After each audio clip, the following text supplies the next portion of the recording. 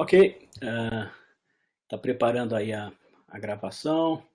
Vamos deixar gravada aqui, porque se escapar alguma parte aqui, ou se der um soluço aqui na internet, talvez vocês possam recuperar o conteúdo aí, olhando, né, a parte gravada, que a gente vai tentar colocar isso no canal do YouTube, do curso de pós-graduação em computação aplicada aqui do INPE. Bom, o nosso mini curso aqui de modelagem matemática de turbulência atmosférica. Qualquer questões ou dúvidas, passem aqui pela sala de bate-papo. Deixa eu ver o que tem aqui. Roberto, Celina. Tem mais gente aqui que está querendo entrar. Vamos deixar aí. Tá. Então, tá bom. Vamos do que a gente está falando aqui, né? Bom, vamos falar sobre simulação atmosférica, parametrizações para fazer essa simulação da dinâmica atmosférica. Nós vamos tratar desses modelos de coluna simples, né? Mas isso vai ser mais para frente. O que a gente vai tratar agora aqui eu vou começar não com esses modelos de coluna simples, mas com um modelo tridimensional, que é o modelo BRAMS, o Brazilian Regional Atmospheric Modeling System. Na verdade, entre o Brazilian e o RAMS tem Brazilian Developments, né? E esse modelo, o BRAMS, ele é o modelo que inaugurou no mundo a previsão ambiental operacional que foi realizada aqui no INPE, né? Aqui no INPE, pelo CPTEC, que foi o primeiro centro a realizar essa rotina operacional de previsão ambiental. E esse modelo esse modelo BRAMS, vem sendo atualizado e tem tido suporte. Um dos que eu vou chamar de pesquisador líder, né, desse desenvolvimento, que é o Saulo Freitas, mas tem muita gente aqui que está participando desse mini curso, que também atua no desenvolvimento. O Luiz Flávio, que a gente viu aí en passant, a Ariane, que conversou conosco também, todos eles são do CPTEC, o Roberto também deu ajuda, eu eventualmente também ajudo no desenvolvimento do BRAMS, mas além da dinâmica da atmosfera, que resolve as equações de Navier-Stokes, o Saulo está aqui. Olá, Saulo, seja bem-vindo. Eu estou mencionando o BRAMS. Se alguém tiver algum problema com áudio ou vídeo, por favor, me relate aqui, que aí eu posso tentar verificar se eu tenho alguma solução para o problema. Bom, mas o que eu ia falando, né, esses modelos de dinâmica da atmosfera, né, depois do norueguês Bjerkes, ele identificou que fazer previsão numérica do tempo é resolver integrar no tempo as equações de Navier-Stokes, as equações de dinâmica de... Mas não é só a dinâmica que interessa também fazer uma boa representação dos processos físicos e físico-químicos que acontecem na atmosfera. Então, entre esses processos, a gente pode se destacar aqui radiação, turbulência, formação de nuvens, microfísica e interação da superfície e atmosfera. Muito bem. Para quem não me conhece, eu sou Haroldo Fraga de Campos Velho, eu sou pesquisador do Instituto Nacional de Pesquisas Espaciais, hoje é da coordenadoria, que a gente tem um acrônimo de COPDT, e as minhas linhas de pesquisa são problemas inversos, com várias aplicações e desenvolvimento de metodologias, assimilação de dados. Em particular, eu trabalho com forte foco no desenvolvimento de uma nova metodologia baseada em redes neurais artificiais e turbulência atmosférica, né? Aqui eu coloquei os últimos resultados. Na verdade, esses resultados já são bem antigos, né? Abordagem de Taylor para turbulência em nuvens, um novo modelo para um crescimento de camada limite convectiva e evolução cosmológica como dinâmica similar ou aproximadamente similar a dinâmica da turbulência. A questão mais aceita aí surgiu, o universo estava todo concentrado. Essa é uma teoria da física que hoje a gente chama de cosmologia, né? Que a cosmologia moderna, ela diz que o universo está em evolução, partiu de uma singularidade. Essa singularidade, que a gente chama de singularidade, é quando o universo estava todo concentrado num minúsculo volume. A partir de uma certa perturbação, essa perturbação provocou uma expansão e nós estamos em expansão até hoje. A pergunta que muita gente quer fazer e ainda se questiona, né, é saber o seguinte: que tipo de dinâmica é essa da evolução cosmológica? E alguns acreditam que essa dinâmica se assemelha a uma dinâmica de turbulência. Então, na área de cosmologia, é o único trabalho que eu fiz, que foi tema de uma tese de doutorado aqui do INPE, da doutora Renata Ruiz. Muito bem, né? Então, nos modelos de simulação da atmosfera, né, na verdade, envolve vários processos. Tem um processo de pré-processamento, basicamente a parte de assimilar dados. Essa assimilação de dados, a gente combina dados de observação com dados prévios de previsão para montar a nossa condição inicial e, a partir dessa condição inicial, gerar, então, a integração no tempo das equações de Navier-Stokes. E, terminado esse serviço, a gente entra no pós-processamento, que o computador enxerga só número em base binária, base 2, e precisa transformar tudo isso em algo inteligível para os seres humanos, isso que a gente chama de pós-processamento. Além desse pré-processamento, existem dados geofísicos, topografia, qual é a cobertura da superfície, que é esses índices aí do NDVI, umidade do solo, e dependendo de como é que a gente vai fazer a simulação, se a gente vai usar um oceano acoplado ou então o oceano simplesmente como uma forçante para a atmosfera. Além desses dois processos, tem um terceiro, que é a solução das equações de Navier-Stokes, que o pessoal da meteorologia, né, chama de Dynamical Core, o núcleo dinâmico do modelo de previsão numérica do tempo, e depois a representação dos processos físicos, que a gente também chama de parametrizações. Desses processos físicos ou parametrizações, tem o modelo de superfície, que é o que faz a interação entre a superfície e a atmosfera, e outro fenômeno muito importante é a radiação, turbulência, formação de nuvens, né, e depois toda a parte microfísica de nuvem, como é que é essa transição do vapor d'água para água líquida, e depois o gelo, e depois precipitação na forma de chuva ou granizo, enfim, todas essas consequências que tem a partir dessa concentração aí de vapor d'água, né? Então tem todo um processo que os meteorologistas chamam de convecção. Muito bem, mas desses processos físicos aqui, nós não vamos nos ocupar de tentar representar tudo isso, nós vamos aqui especificamente tratar dessa parte de turbulência. Como vocês sabem, né, a representação aqui eu tenho a representação da topografia, né, e da superfície do planeta Terra, com esses modelos tendo diferentes resoluções, partindo aqui de 200 quilômetros e chegando aqui a 30 quilômetros mais ou menos de resolução. Então dá para ver claramente, né, que essa melhor representação depende do tamanho da célula.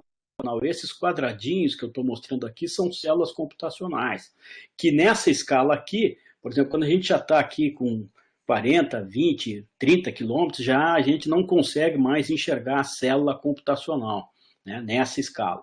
Então esse é um dos problemas, um dos desafios da previsão numérica do tempo, é tornar essa resolução, como a gente chama, né, diminuir o tamanho dessa célula computacional. Mas como dizem os americanos, não existe almoço de graça, there is no free lunch. Então, se não tem almoço de graça, significa o seguinte, a minha redução da célula computacional implica num brutal aumento de tempo de computação. E nesse tempo de computação é o que a gente vai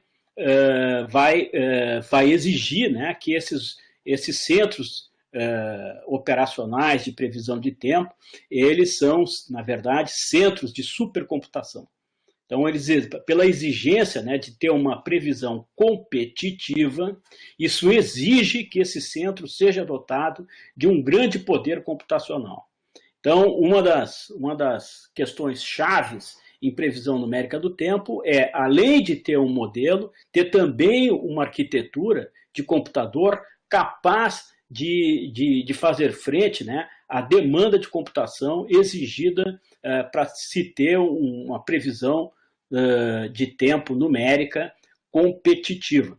Portanto, né, além de meteorologistas, além de ter pessoas que entendam de radiação, além de pessoas que façam pré-processamento, além de pessoas que façam pós-processamento, eu preciso de pessoas também que entendam de arquitetura de alto desempenho, processamento paralelo, como a gente diz hoje, e que está migrando para outro tipo de processamento paralelo com coprocessadores. Enfim, esse é um desafio permanente, né, que está sempre, tem uma fome por aumentar o nosso poder computacional, porque isso nos dá melhor capacidade de representação da dinâmica da atmosfera, e com isso a gente consegue fazer melhor previsão.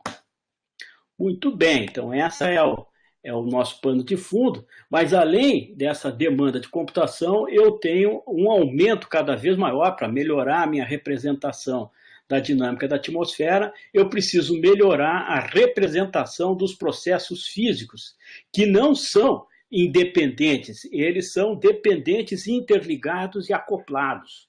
Então, se a gente mexe na chuva, isso mexe na termodinâmica do modelo, que por sua vez impacta, inclusive, na variação da direção do vento e todos os componentes que estão ali dentro. Se a gente coloca mais concentração de aerossóis, isso vai ter um impacto na formação de chuva, vai ter um impacto na radiação, e esse balanço de radiação, energia que a gente está modificando, tudo isso, a presença de nuvens, a presença de oceano, toda essa parte do ciclo hidrológico, fica tudo impactado, e é o que vai, quanto melhor a nossa representação dos processos físicos, melhor a nossa previsão. E um dos processos físicos que está permanentemente presente na atmosfera é essa questão da turbulência. Bom, aqui eu estou citando aqui um dos modelos, né, que o CPTEC adota, que é o modelo BAM, que é o Brazilian Global Atmospheric Model, BAM, e aqui tem um artigo aí que foi a apresentação, isso aí foi de 2016, da apresentação desse modelo nessa revista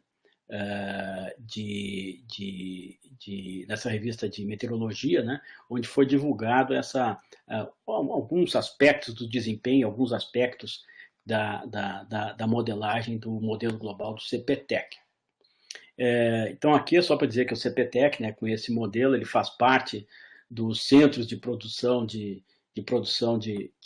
previsão de longo prazo, né, da Organização Meteorológica Mundial, e né, também participa, né, dos centros de arquivo TAIG, que são os provedores de dados na área de meteorologia. Então aqui vocês estão vendo, né, que tem a Austrália, tem aqui na América do Sul, CPTEC, na Europa, no Japão, na China e também nos Estados Unidos, além do Canadá. Então, tem 3 centros na América do Norte, tem um centro aqui na América do Sul, alguns centros aí na Europa, e na Ásia a gente tem 3 centros ali, né, que participam como provedores de dados para a comunidade de meteorologia. Aqui eu roubei isso aqui tudo, a parte desses slides eu roubei de uma apresentação do Silvio Nilo, quando ele estava apresentando o modelo global do CPTEC, né? E o Silvio Nilo diz o seguinte: olha, que aqui aparece para a sociedade uma pequena ponta de um iceberg em que tem muita gente trabalhando, tem muito esforço, né, envolvido nessa área de previsão de tempo. Esses centros de previsão que usam esses modelos numéricos, na verdade, desculpe, na verdade, a gente pega a atmosfera, divide em pequenas células, né? Em cada célula aqui são acopladas, quer dizer, o que está acontecendo numa célula, essa informação está sendo passada para outra célula e numa forma tridimensional. E além de ter que resolver a dinâmica de como é que esse fluido, né, ele se movimenta, como é que é o escoamento desse fluido, eu tenho que levar em consideração todos esses processos físicos que estão aqui que devem ser representados aqui nessa dinâmica da ionosfera, da atmosfera, desculpe, que a gente está interessado mais na troposfera. E além do modelo global do CPTEC, o CPTEC foi o que colocou em operação o modelo RAMS, mas na versão brasileira, que tem muita modificação em relação ao que foi desenvolvido originalmente na Universidade do Colorado. É onde eu também tive fazendo o meu pós-doutoramento, foi na Universidade do Colorado, para introduzir parte do que eu vou mencionar aqui nesse mini curso, né, que são esses modelos de parametrização de turbulência. Então aqui tem esse modelo Brahms está sempre sendo atualizado, né? Inclui química da atmosfera, formação de nuvens, queimadas, aerossóis, como é que tudo isso entra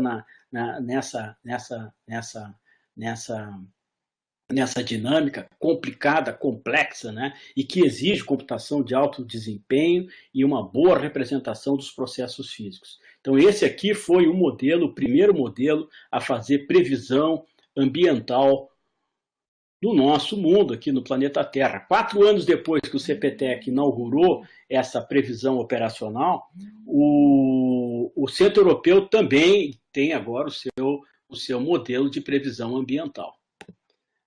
E esse talvez seja o outro modelo que é usado, por exemplo, pelo CIMAER, né? É o modelo do NCAR, o WRF, né? Que também é um modelo tridimensional, bastante complexo, né? E bastante completo, e que é usado em previsão de tempo por alguns centros, né, regionais e também como ferramenta de pesquisa. Todos esses modelos numéricos são também ferramentas de pesquisa. Bom, como eu mencionei, tem todos esses processos físicos para a gente fazer uma representação, mas aqui eu vou destacar o tema do nosso mini curso, que é turbulência.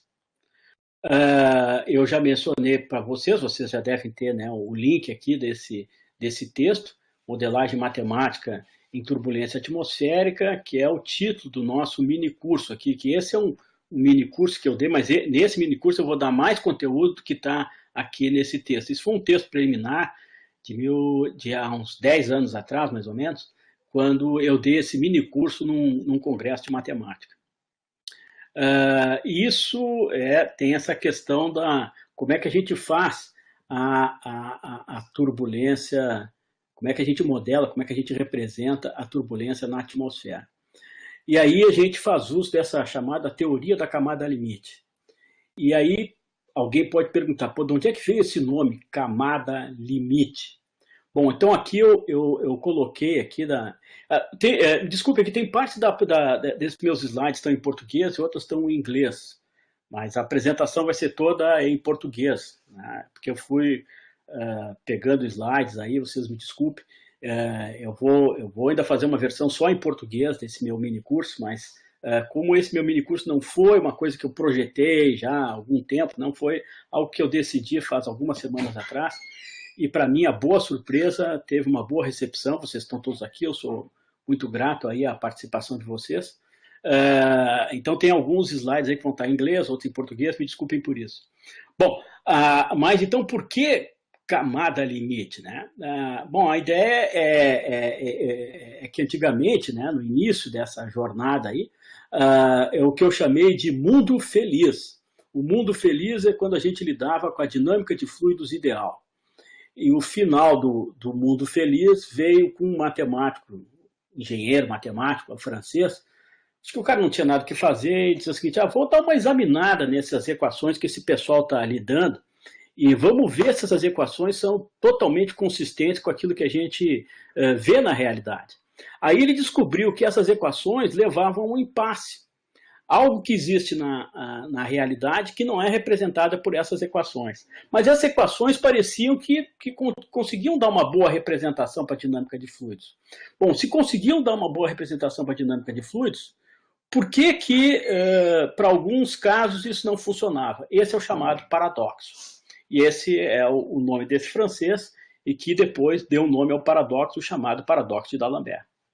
Então, para resolver essa questão do paradoxo de D'Alembert, foi proposta, então, o seguinte: a teoria da camada limite.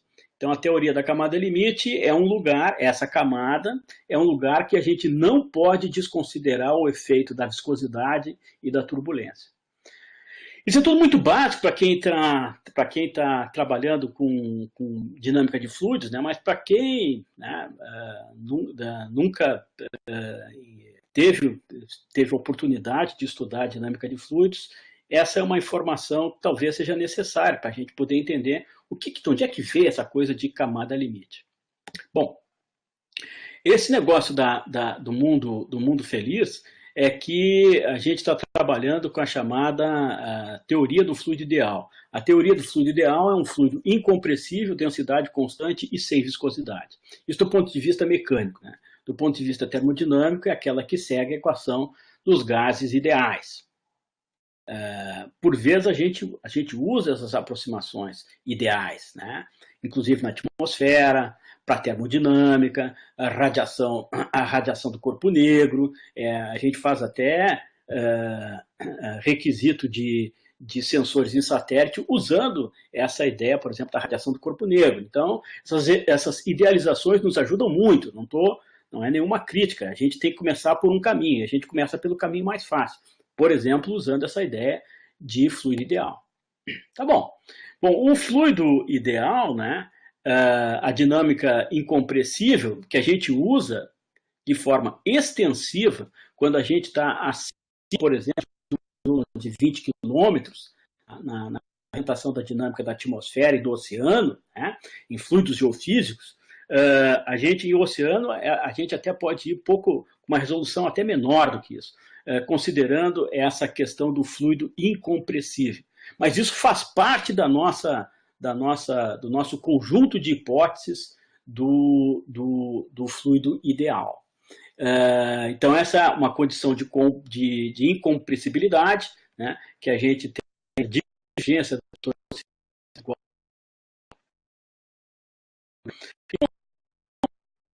essa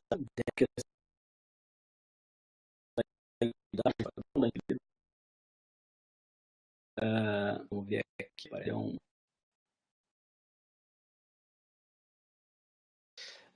a gente lida com fluido que não a equação chama de equação de Euler.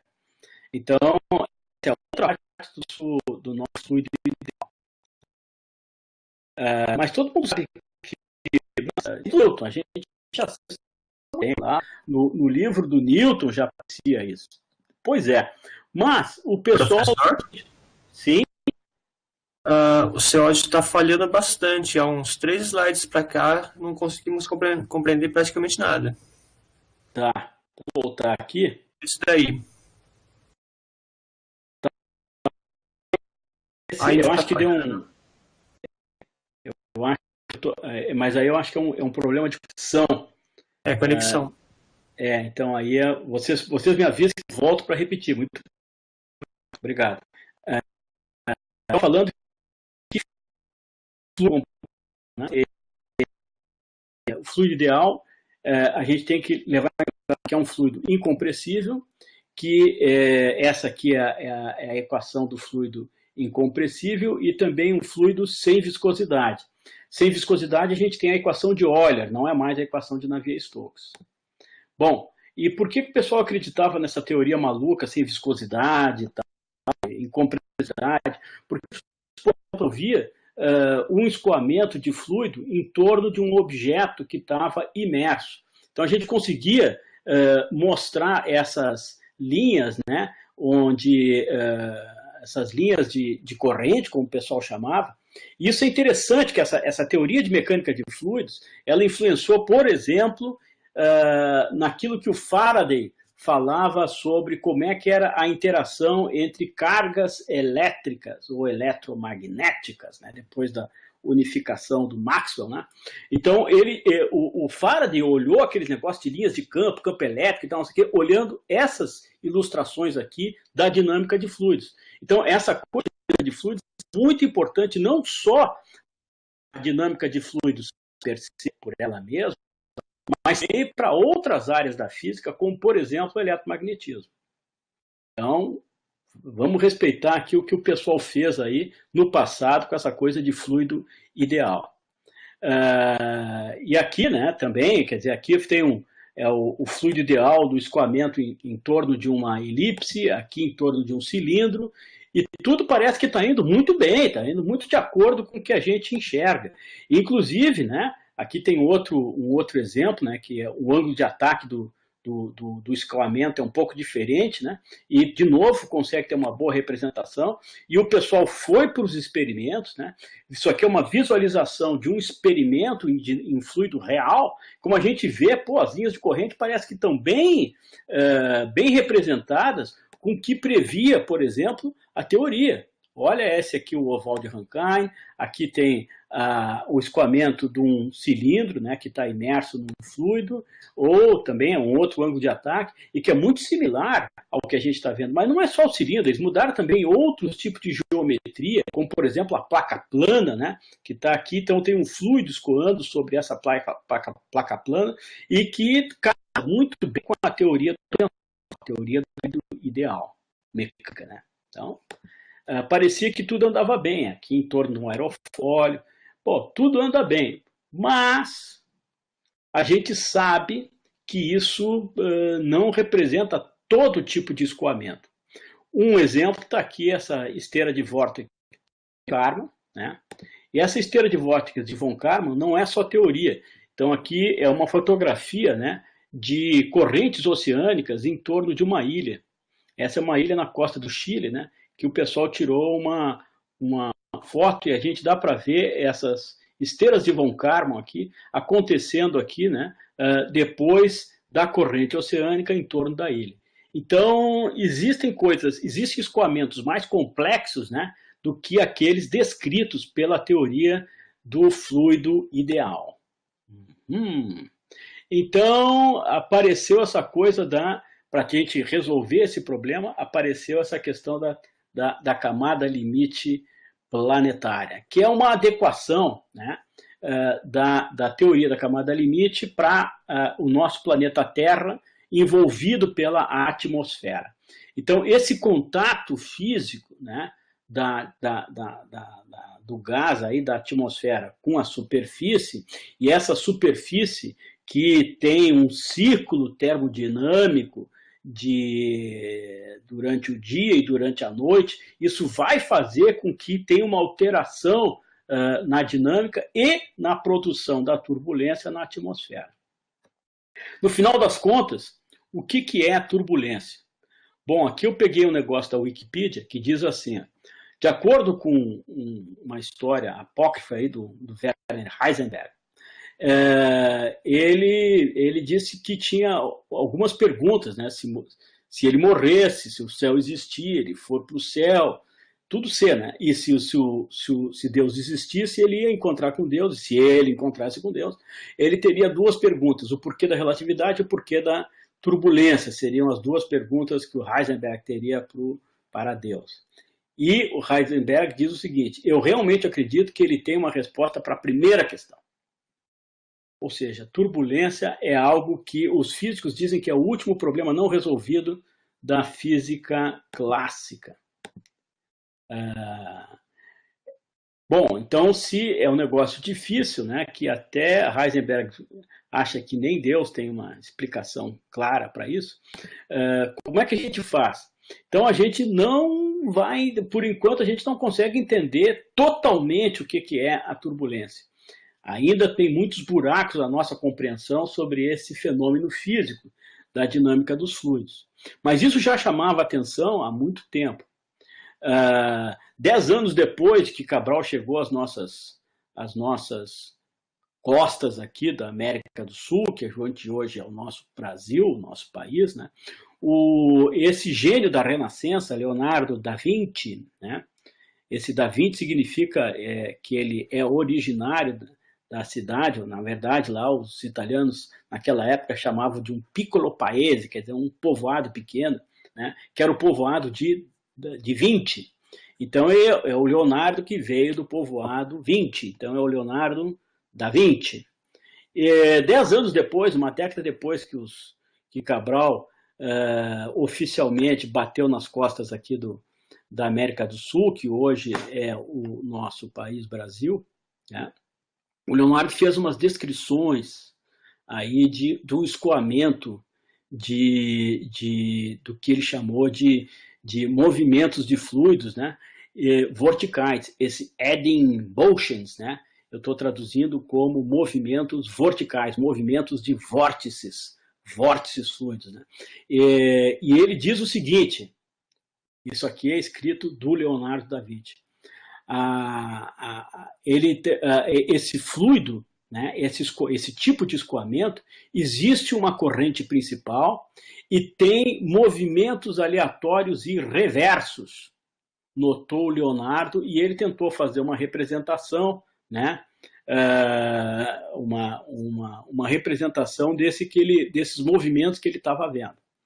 E, de fato, até hoje a gente chama esses movimentos reversos e vórtices para representar a turbulência.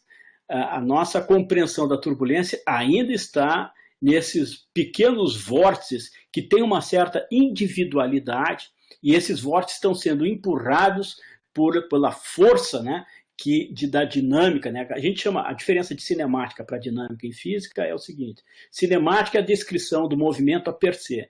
Tem um corpo variando com uma certa velocidade e vai andar numa certa distância. Tá bom. A gente pode, eu sei a velocidade média, eu sei o tempo percorrido, consigo calcular a distância. Tá legal. Mas se a gente quiser saber o que faz esse movimento, qual é a causa desse movimento, aí a gente entra na coisa que a gente chama de dinâmica. Essa dinâmica a gente tem que expressar as forças que vão modificar o movimento. Essas forças é um conceito do Isaac Newton. Depois foi modificado, né? A gente tem lá a versão que o movimento vai no sentido de minimizar a energia nesse caso aqui do escoamento, mas da dinâmica em geral. Então a gente tem toda uma outra formulação que para o Newton, né, ele foi um dos desenvolvedores daquilo que a gente chama de cálculo diferencial integral, mas essa outra formulação que é baseado em descrição da dinâmica, a dinâmica se dá seguindo aqueles caminhos de mínima energia, então a gente quer achar uma descrição que leve em conta todas essas interações, né, do escoamento ou da dinâmica, mas a gente vai escolher aquela opção que nos dá menor energia. Quer dizer, se eu tenho várias opções da dinâmica acontecer, qual a opção que gasta menos energia? Essa opção é a que a natureza vai seguir, segundo Lagrange, depois Hamilton, né? Então aí a gente tem a descrição lagrangiana e tem a descrição hamiltoniana do processo da dinâmica. Mas vamos deixar isso para lá, né? Porque tem a descrição euleriana e lagrangiana da dinâmica de fluido, mas vamos deixar isso para lá. Não vamos entrar nesse ponto agora aqui da nossa apresentação. Mas vejam bem que aquela ideia do Leonardo da Vinci, né? Isso segue depois com esse inglês aí, ele pega e ele faz um experimento. Ele faz um experimento ali, está a representação lá do experimento do Osborne Reynolds, de 1883, ou seja, quase 4 séculos depois dessa representação do Leonardo da Vinci, né? E uns 300 anos depois, uns, sei lá, 200 e tantos anos depois aí do Newton, né? Então, o Osborne Reynolds, ele está fazendo seu experimento. Como é que é esse experimento dele? Aqui eu tenho um fluido, né, em que eu estou soltando e aí ele bota lá um fluido, um corante, né, para identificar o fluido que está escoando aqui, diferente do fluido que está imerso, esse tubinho aqui. Então, esse tubinho, né, esse tubinho tem um certo diâmetro, e ele está jogando essa água com corante, né? Então é água, então ele sabe qual é a viscosidade da água e ele sabe qual é a densidade da água. Bom, e essa velocidade em que esse fluido está escoando aqui dentro desse tubo, né, ele também controla, porque ele controla a pressão. Quanto maior a pressão, maior a velocidade do fluido dentro desse tubinho.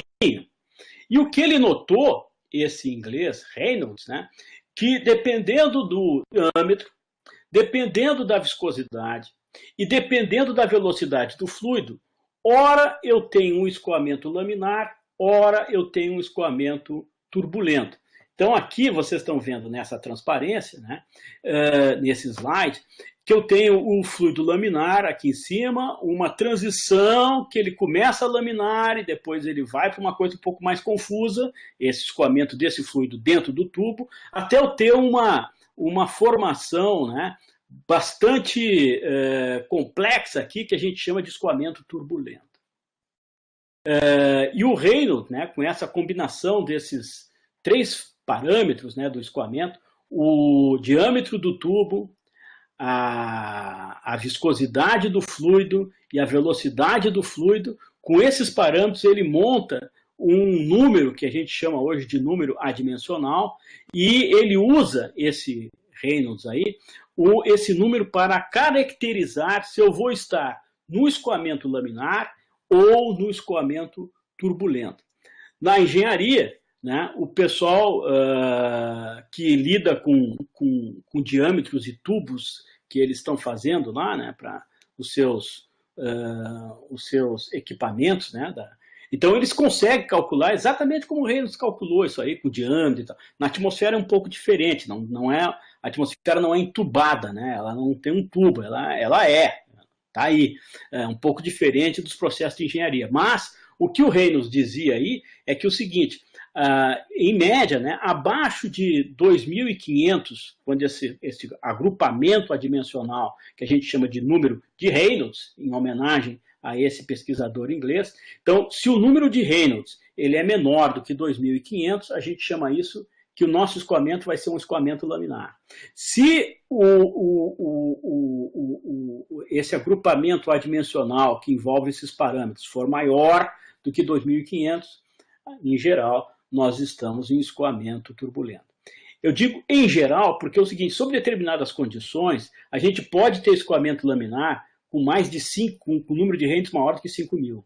Por outro lado, eu também posso ter escoamento turbulento com Reynolds de 1.000.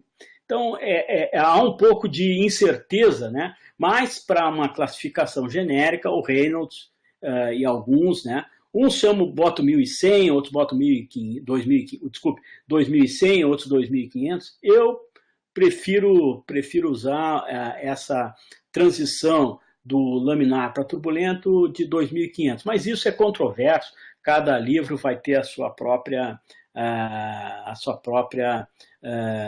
condição de quando é que acontece essa transição entre escoamento laminar e escoamento turbulento. Muito bem.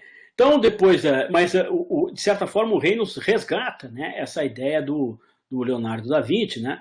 E então, aí é o seguinte, a gente diz que a velocidade no escoamento turbulento, ela tem uma corrente principal, como dizia lá o Leonardo da Vinci, e mais uma velocidade aleatória e pode até ir no sentido contrário do escoamento principal, que o Leonardo da Vinci chamou de movimento reverso. A diferença é que esse escoamento principal, que a gente chama de fluxo médio, né, ele segue o que a dinâmica de um fluido laminar. Então mas isso aconteceu tudo antes, né, do século XX. No século XX aparece esse inglês genial chamado Lewis Fry Richardson. E ele não só deu contribuições para a turbulência, né, mas ele também deu a base daquilo que a gente chama de previsão numérica do tempo, que foi um livro de 1922, como está escrito ali. Mas o Richardson é o cara que fala sobre a cascata. Grandes vórtices têm pequenos vórtices, se quebram em pequenos vórtices, papapá. Ele tem lá uma riminha aí para essa coisa, mas basicamente o que o Richard está dizendo é o seguinte: a maior parte da energia está nos grandes vórtices, mas a turbulência não é um fenômeno de escala única, ela é múltipla escala. Então esses vórtices de diferentes tamanhos, eles de certa forma completam, né? E cada tamanho de vórtice está associado a um determinado tipo de energia, né? Então eu tenho que o diâmetro do vórtice está, de certa forma, ligado com a energia. E assim é que no escoamento turbulento se distribui a energia. Então a energia está distribuída, né? Está distribuída em várias escalas espaciais. Essas escalas espaciais, né, elas começam nos grandes vórtices e vão até o escoamento da difusão viscosa. Então essa é a cascata de como é que a energia, e claro que quanto maior o vórtice, na média, né, quanto maior o vórtice, maior energia ele vai ter, porque ele vai ter maior volume, com a mesma velocidade, então ele vai ter mais energia, porque a energia, de certa forma, depende de volume, que está ligado à massa, junto com o quadrado da velocidade, que é a energia cinética. Na verdade, o que a gente vai medir muitas vezes aí é a energia cinética turbulenta. E o Richardson diz mais, ele diz o seguinte: olha, uma vez que se estabelece o escoamento turbulento, ele tem características universais. A turbulência, quando acontece, as características da turbulência que acontece no oceano, na atmosfera ou dentro de um tubo, a maneira de distribuir a energia é universal. A maneira que as diferentes escalas vai ser tudo universal. Então a turbulência, de certa forma, ela tem um caráter universal. Uma vez que ela acontece, ela tem esse caráter universal. E de outra forma também depende da geometria da natureza do fluido, do tipo de... Quer dizer, ela vai depender disso. Eu não concordo muito com essa afirmação do Richardson, que a turbulência é independente da geometria. Depois, mais para frente, eu vou mostrar para vocês por que eu tenho essa discordância. Não é uma discordância tão fundamental, mas é uma discordância que foi muito importante para mim.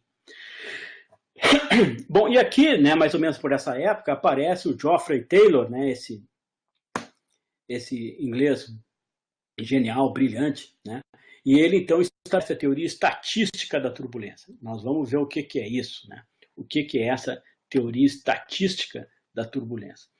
Bom, aqui a gente está adaptando essa teoria da camada limite, né, a teoria da camada limite, a gente não pode desprezar a viscosidade. Então, quando a gente não pode desprezar a viscosidade, vai aparecer uma camada limite laminar, de escoamento laminar, onde a gente consegue adotar ainda a teoria laminar. Mas também pode acontecer uma camada limite turbulenta. E o seguinte, né, o número de Reynolds na atmosfera é da ordem de 1 milhão, mais ou menos, eu acho. Eu não estou com esse número exatamente na minha cabeça, mas é por volta disso aí. Então, ou seja, a atmosfera é sempre turbulenta. De vez em quando a gente até encontra lá uma certa intermitência entre escoamento laminar e turbulento acontecendo quase, que é uma espécie de, que os matemáticos chamam de bifurcação. Mas deixando essa coisa da teoria da bifurcação, a gente pode considerar que a atmosfera é sempre turbulenta, ou seja, nós vamos ter que dar um jeito de representar a turbulência para bem fazer a previsão numérica do tempo. Eu preciso incluir esse fenômeno, porque esse fenômeno está sempre presente no escoamento da atmosfera. Então, vamos lá. Aqui eu vou começar a abordar essa teoria da turbulência do Taylor. E muitas coisas que a gente vê em dinâmica de fluidos, cone de Taylor, dispersão de Taylor, número de Taylor, vórtex do Taylor, fluxo de Taylor-Couette, instabilidade Rayleigh-Taylor, teorema de Taylor-Proudhon, vórtex de Taylor-Green, escala de Taylor, todos esses fenômenos, né, que levam esse nome aí, todos esses fenômenos descritos em dinâmica de fluidos é devido a esse inglês Geoffrey Taylor. Aqui eu botei uma capa do livro, né, da biografia técnica do Taylor, né, que é um livro interessante. E eu peguei esse livro para ver se eu conseguia entender de onde é que ele tirou a teoria dele, mas não está no livro nem nos papers dele. Bom, e o que a gente quer aqui, então, é fazer uma representação para as diferentes condições, a gente chama de condições de estabilidade, mas essas condições de estabilidade significa dizer o seguinte, que eu estou mudando as condições termodinâmicas da atmosfera.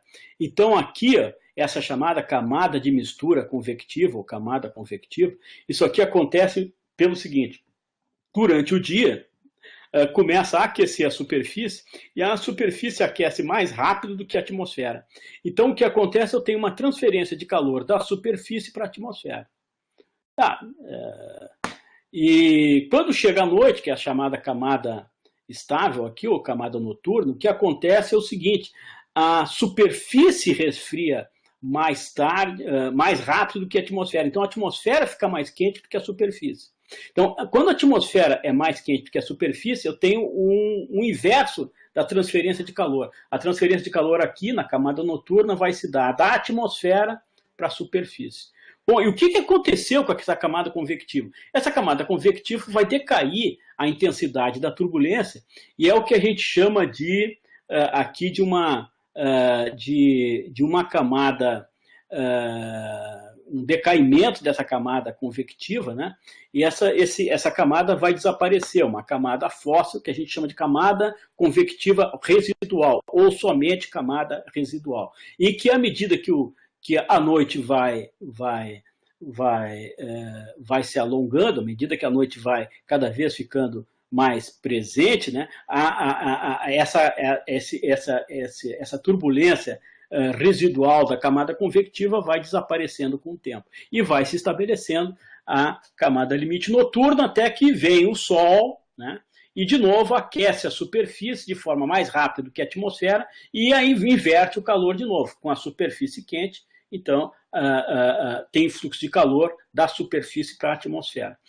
E aí acontece aquilo que tem numa chaleira, a gente enche uma chaleira de água, bota em cima do fogão, e aí aquela água que está próxima lá ao fogo, né, que está esquentando a água, essa água vai ficar menos densa, e a água que está em cima vai ficar mais densa. Então a água que é mais densa, ela desce, e a água que é menos densa sobe. E aí vai aparecer essas correntes de convecção.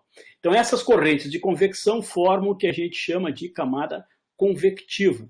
E essas correntes de convecção são muito intensas, e isso é o que a gente chama também ou seja, tudo que está dentro dessa camada limite planetária é muito bem misturado por causa dessas correntes de convecção. Então essas correntes de convecção misturam tudo, e é o que a gente chama também de camada de mistura, como às vezes é referenciado a isso na literatura. Muito bem, então o que a gente tem que representar é como representar essa camada convectiva, como representar essa camada noturna, né? Em que eu tenho duas condições termodinâmicas diferentes, uma, a superfície está transferindo calor para a atmosfera e a outra, a atmosfera está transferindo calor para a superfície. E alguém vai dizer o seguinte, pô, mas então, e quando não tem transferência de calor, quer dizer, superfície e atmosfera estão na mesma temperatura, aí eu tenho a chamada camada neutra, né? Então, não tem essa. Então, tem, digamos assim, 3 tipos, mas basicamente, durante o dia e a noite, a gente vai ter essas camadas de transição entre a camada convectiva, entra a noite, vai se transformando, vai aparecendo, desculpe, a camada noturna, e depois da camada noturna, quando entra o dia, vai surgindo a camada diurna ou camada convectiva, e tem essas camadas de transição. Essas camadas de transição a dedicação à pesquisa nessa área é muito menor.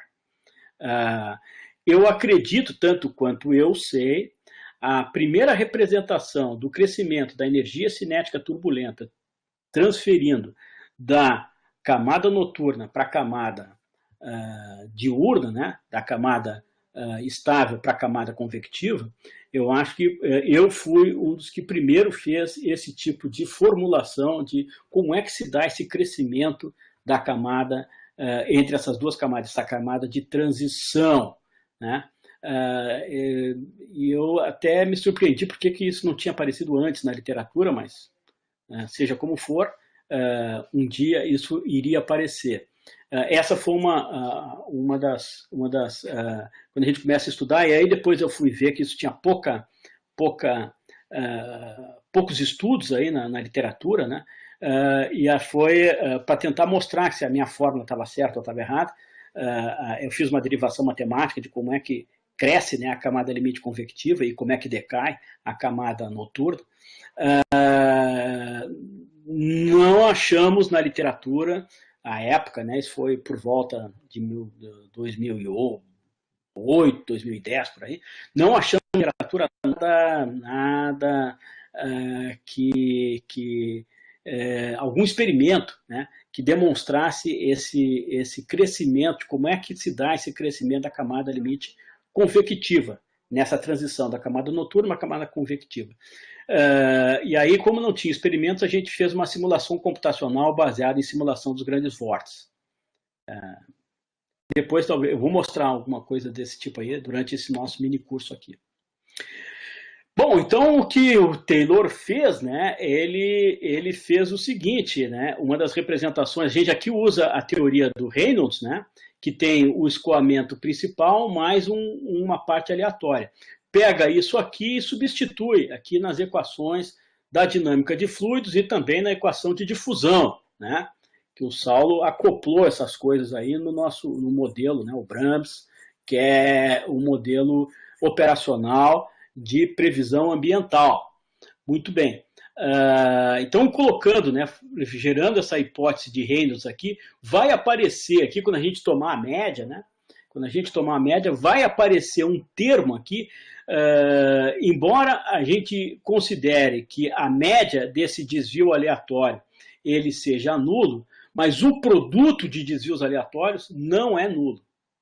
E essa não nulidade é as novas variáveis que deveriam representar nas equações a chamada turbulência. Mas a gente não sabe o que são isso. O que é pior, esse aqui é um efeito não linear. Como vocês estão vendo aqui, eu tenho um produto de velocidades. Então, é um efeito não linear. Então, a turbulência é, matematicamente, um problema não linear. Mas não é só isso. Ela é uma variável que a gente não tem uma representação a partir de primeiros princípios, né? Primeiros princípios aqui é partindo, por exemplo, da dinâmica de Newton. Então, a gente tem que ter uma representação para isso. Uma das representações para isso é copiando, né, o que a gente chama de aquilo que acontece no escoamento laminar. No escoamento laminar, a tensão de cisalhamento entre duas camadas de fluido, ela acontece, isso aqui é uma ideia do Isaac Newton. A ideia do Isaac Newton dizia o seguinte, que a tensão de cisalhamento ela é representada pelo gradiente da velocidade vezes a viscosidade. Só que aqui, né, se a gente está falando isso em difusão de massa, por exemplo, como no caso aí de previsão ambiental, como no caso de previsão ambiental,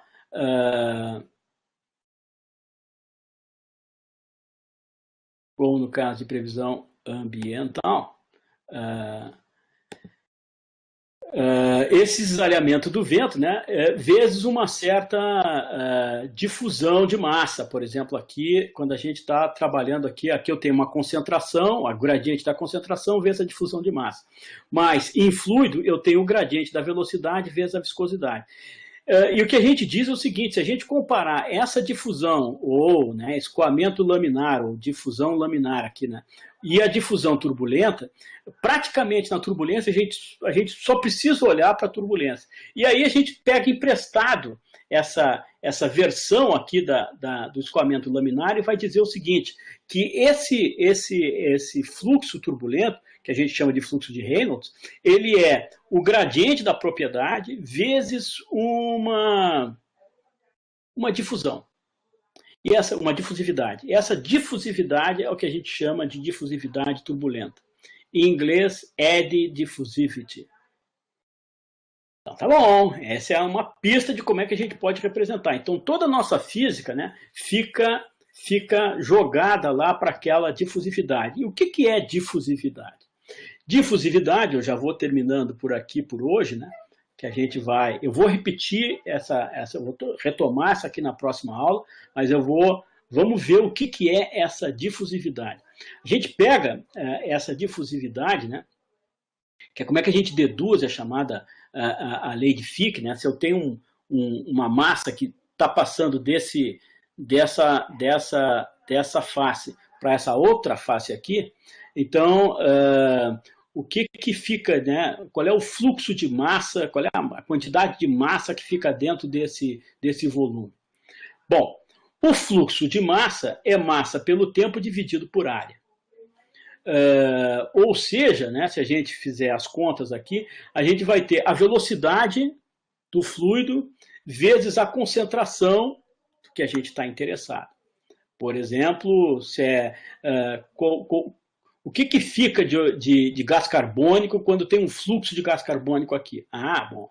Então, é o fluxo de gás carbônico que está saindo desse volume e o fluxo de gás carbônico que está entrando nesse volume. Então, se o fluxo que está saindo é menor do que o fluxo que está entrando, está aumentando a concentração de CO2 que está aqui dentro. Se o fluxo que está saindo é menor do que o fluxo que está entrando, a gente está removendo CO2 dentro desse volume. Mas então o fluxo líquido, né, é simplesmente a diferença entre o fluxo que está saindo e o fluxo que está entrando. E o fluxo que está entrando, que está saindo, é a velocidade, a concentração da saída vezes a velocidade de saída menos a concentração de entrada menos a velocidade vezes a velocidade de entrada. Então isso aqui, se a gente considera que a velocidade do fluido é constante, então eu tenho aqui uma velocidade característica. E o nosso fluxo, então, basicamente fica entre quem é a diferença de concentração que acontece entre essa face de saída e essa face de entrada. Bom, se essa diferença de concentração a gente pode aproximar pelo gradiente da concentração vezes essa distância entre essas duas faces. Então, o gradiente da concentração vezes a distância, né? E se a gente substituir esse gradiente vezes essa distância epsilon aqui entre as duas faces, eu tenho, então, substituindo lá, o meu fluxo médio vai ser a velocidade média vezes essa distância, mais ou menos a gente pode imaginar lá que é o comprimento de mistura, né, que depois a gente vai usar isso em turbulência, vezes o gradiente da concentração. Então, a lei de Fick, né, ela é dada pela difusividade vezes o gradiente de concentração. O que é importante aqui é a gente gravar o seguinte: o que é difusividade do ponto de vista físico? Difusividade do ponto de vista físico, ela é o produto de uma velocidade característica por um comprimento característico. Então, o que a gente vai fazer aqui é, como é que a gente representa essa difusividade, a gente precisa encontrar quem é a nossa velocidade característica e quem é o nosso comprimento característico. Fazendo isso, é um bom caminho para a gente começar a representar a turbulência. Só que essa velocidade vai ser uma velocidade característica do escoamento turbulento. E o que é esse comprimento característico? Bom, na teoria dos gases, né, que a gente chama de livre caminho médio, é o seguinte: eu tenho uma molécula de gás que vai percorrendo um certo caminho. Qual é a distância que essa molécula percorre sem colidir com outra molécula, na média? Então, na média, qual é a distância que uma molécula pode percorrer num gás diluído? Essa aqui é uma coisa da teoria cinética dos gases, que às vezes a gente passa batido, né? Mas esse negócio de dizer que o fluido é diluído quer dizer o seguinte, que tem poucas moléculas no volume que eu estou. Então, essas poucas moléculas permitem que a gente deixe para lá uma representação melhor, mais precisa dessas colisões que vai acontecer entre as moléculas. Então, se a gente pode desprezar a colisão, então deixa para lá. Então, essa é a teoria cinética dos gases. Quando a gente tem que considerar as colisões, poxa, aí a gente tem que entrar na mecânica estatística do Boltzmann. Então, antes de entrar na mecânica estatística, o pessoal fazia essa ideia do gás diluído. Então, essa coisa do diluído é uma coisa importante. Mas aquele caminho que a molécula faz sem colidir com outras moléculas é o que a gente chama de livre caminho médio. E isso é o seguinte, bom, qual é o comprimento que um vórtice vai percorrer antes de se misturar? Esse é chamado comprimento de mistura, que é um conceito importante e fundamental, é um dos parâmetros fundamentais em representação da turbulência. Bom, pessoal, por hoje nós vamos ficar por aqui e na terça-feira a gente vai retomar essa ideia da difusividade e vamos revelar as identidades secretas dessa velocidade característica e desse comprimento característico para nós ter uma boa representação da turbulência. E é para lá que a teoria estatística de Taylor da turbulência vai nos levar. Vamos ver como é que a gente percorre esse caminho e a gente dá uma olhada nisso na próxima aula. E na sexta-feira da semana que vem a gente vai ver como é que aplica todas essas parametrizações e modelos de previsão de tempo que a gente vai ver aqui no modelo, alguns exemplos de resultados com o modelo Brahms. Tá certo? Então, muito obrigado aqui pela vocês. Se alguém tem comentários, questões para fazer. Em geral, as questões aparecem quando a gente vai usar esses modelos e coisa, né?